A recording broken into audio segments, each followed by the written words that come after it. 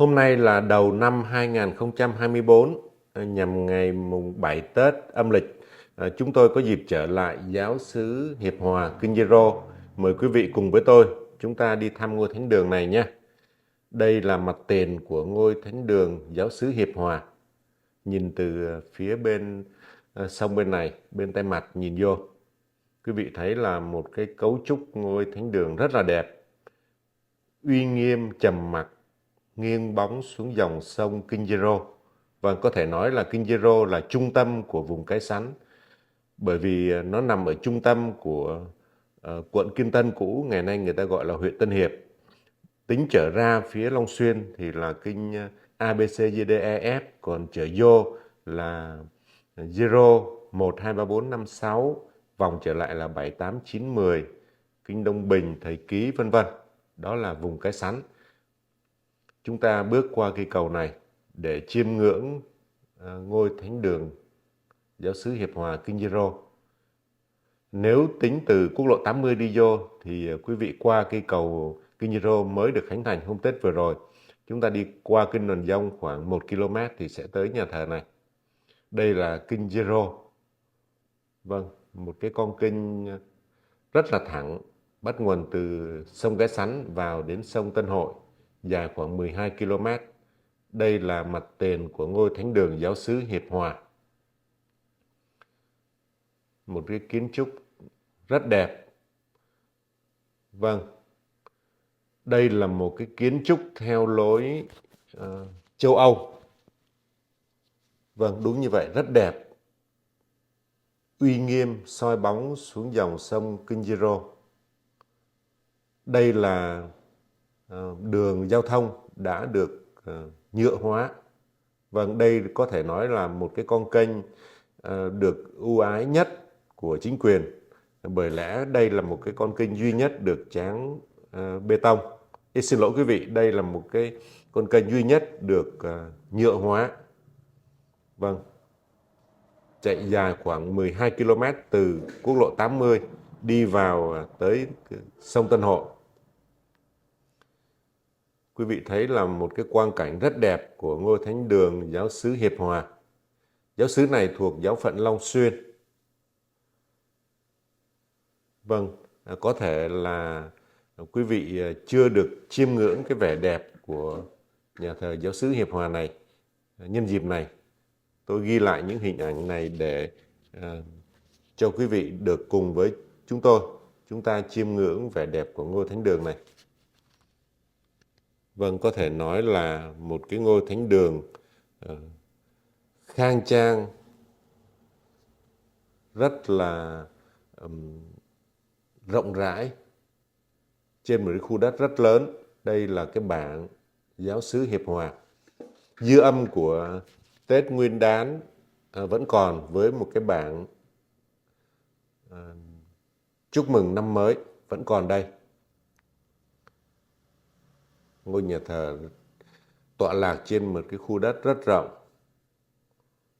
Bề ngang tôi ước độ khoảng 100 mét trở lên. Vâng, quý vị có thể thấy là ngôi thánh đường rất đẹp. Ngôi thánh đường này, theo cổng thông tin điện tử của giáo phận Long Xuyên, thì giáo xứ Hiệp Hòa được thành lập vào năm 1958. Tức là sau khi Hiệp định Geneva được ký kết, thì đồng bào Công giáo ở ngoài miền Bắc tái định cư ở đây rất đông. Nằm hoàn toàn trong cái khu định cư này người ta gọi là Dinh Điền Cái Sắn. Vâng, quý vị thấy là một cái con sông rất hiền hòa. Những đám lục bình lững lờ trôi trên một cái dòng nước, tạo nên một cái dáng vẻ rất thanh bình của dòng sông Kinh Gierô hiền hòa. Và ngôi thánh đường này tọa lạc bên dòng sông hiền hòa ấy. Có thể nói là một cái quang cảnh rất hữu tình, yên tĩnh, phù hợp cho những cái tổ chức tôn giáo tọa lạc ở những cái vị trí như thế này. Rất bình yên. Vâng, Đây là mặt tiền của ngôi thánh đường Giáo xứ Hiệp Hòa. Chúng ta thử quay lại gần cái khung cảnh của mặt tiền này. Vâng, vẫn là cái tháp chuông đặc trưng của những nhà thờ Công giáo với một cây thánh giá ở bên trên. Vâng, trên đỉnh tháp chuông là những cái vòm mái cong. Vâng, chúng tôi rất là bất ngờ bởi vì ở bên dưới thì cái kiến trúc nó mang cái âm hưởng của cái lối kiến trúc phương Tây. Nhưng mà ở trên cái đỉnh của tháp chuông và cái đỉnh của nhà thờ này thì lại được kiến trúc theo cái lối mái vòm cung đình, đình chùa của phương Đông. Vâng. Cá nhân tôi rất lấy làm tiếc bởi vì một cái kiến trúc đẹp như thế này theo cái lối châu Âu rất đẹp. Nhưng hai cái mái vòm thì nó lại mang cái phong cách của phương Đông. Nó làm cho cái kiến trúc nó mất đi cái sự thống nhất. Vâng, rất tiếc. Một ngôi thánh đường quá đẹp đối với cá nhân tôi. Rất tiếc là họ lại xây một cái mái vòm nó phá đi cái vẻ thống nhất của cái lối kiến trúc phương Tây. Vâng, dù sao chăng nữa chúng ta cũng chỉ bày tỏ cái ý kiến cá nhân. Bây giờ chúng tôi mời quý vị tiến vào phía trong để tham quan ngôi thánh đường này. Vâng, một cái công viên ở đằng trước có những cái con thú, con hươu, con nai được người ta dựng xây ở đây. Vâng, có vẻ là cái nhà thờ này đã xây rất lâu rồi. Chính vì vậy mà nó rất là gần cái mặt đường. Từ ngoài lộ trở vô có một cái khoảng không, có một cái sân rất là nhỏ thôi. Đây là một bức tượng. Vâng, có lẽ là bức tượng của Thánh Giuse. Nếu mà quý vị nào biết thì xin mời quý vị comment ở bên dưới để giúp đỡ cho chúng tôi hiểu rõ tên của những cái bức tượng này. Vâng, đây là mặt tiền của ngôi thánh đường. Một cái kiến trúc rất đẹp. Chỉ tiếc rằng cái phần vòm của tháp chuông và cái nóc của tòa thánh đường thì lại kiến trúc theo cái lối cái vòm cung theo cái kiến trúc của phương Đông. Vâng, nó làm mất đi cái sự thống nhất trong cái kiến trúc. Đây là một cái khu tượng nữa. Vâng, đây là tượng Đức Mẹ.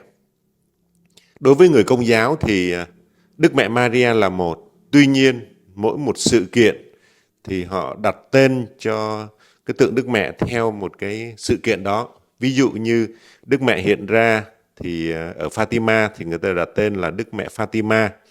Đức Mẹ với cái thông điệp hòa bình thì người ta gọi là Đức Mẹ Hòa Bình hay là Nữ Vương Hòa Bình.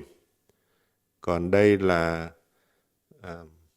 tượng Đức Mẹ gì thì tôi không có được nắm rõ. Xin mời quý vị giúp đỡ chúng tôi bằng cách là comment chi tiết ở dưới để chúng tôi học hỏi và giúp cho kênh của chúng tôi được hoàn thiện hơn. Có thể nói là cái không gian ở cái ngôi thánh đường này rất là rộng rãi, rất đẹp, thanh bình. Quý vị có thể thấy là đây là một con đường bên hông nhà thờ. Chúng tôi có rất ít thông tin về lịch sử hình thành giáo xứ cũng như là hình thành ngôi thánh đường này. Chỉ thấy trên cổng thông tin điện tử là được thành lập vào năm 1958. Nhà thờ này hiện tọa lạc tại ấp Tân Hòa B, xã Tân Hiệp B, huyện Tân Hiệp, tỉnh Kiên Giang. Bây giờ đổi là xã Tân An, có thể như vậy. Quý vị thấy là Phía sau ngôi thánh đường này có một cái khu đất rất rộng. Vâng, những cái hàng cây thì cũng chưa được cao lắm, có thể là họ mới trồng.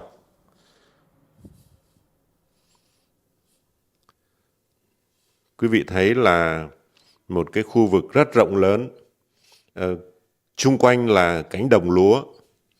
Ở đây là cái vùng cái sắn, là một cái vùng thuần nông. Chính vì vậy mà hầu như là 99% bà con ở đây làm nghề nông nghiệp. Chỉ còn lại một số rất ít là nghề mua bán kinh doanh. Đây cũng là một cái khu vực có tượng đài.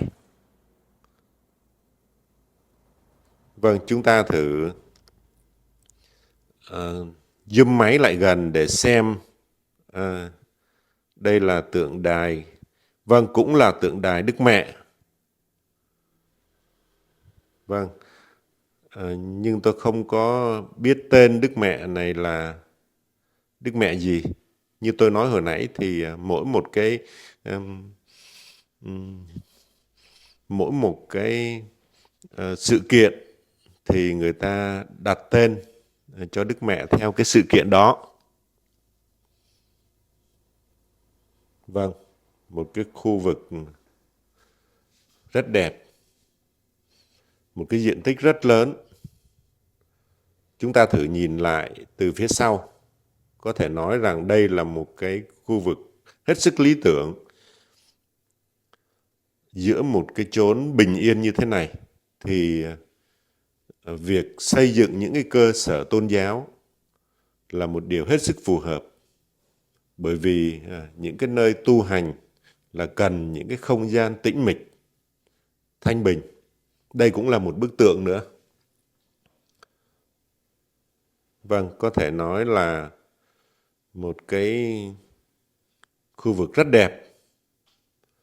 Ở một cái vùng quê như là vùng Cái Sắn mà có những cái ngôi thánh đường đẹp như thế này, một cái không gian rất là tuyệt vời. Đây là khu đất thánh. Như tôi nói trong những video trước thì nhà thờ nào cũng có một cái khu đất, người ta gọi là khu đất thánh, để chôn cất những cái tín hữu qua đời thì sẽ được chôn cất ở đây. Quý vị có thấy rất đẹp. Một hàng phi lao nằm dọc theo cái con đường dẫn ra ngoài nghĩa trang mà người ta gọi là đất thánh. Quý vị nên biết rằng đối với người Công giáo thì chỉ có hai nơi được gọi là thánh thiện nhất, tôn nghiêm nhất, đó là ngôi thánh đường, và nơi thứ hai đó là đất thánh. Chính vì vậy mà nghĩa trang đối với người Công giáo là một nơi hết sức thiêng liêng. Đây là cái khu vực nhìn từ xa. Chúng tôi zoom máy lại để cho quý vị thấy là cái khu vực rất là rộng lớn. Vâng, hàng cột điện đã được kéo ra đây để phục vụ cho những cái nghi thức tôn giáo ở đây. Một hàng cây rất là đẹp, soi bóng xuống một cái cánh đồng lúa mênh mông như thế này, tạo lên một cái khung cảnh rất là chill.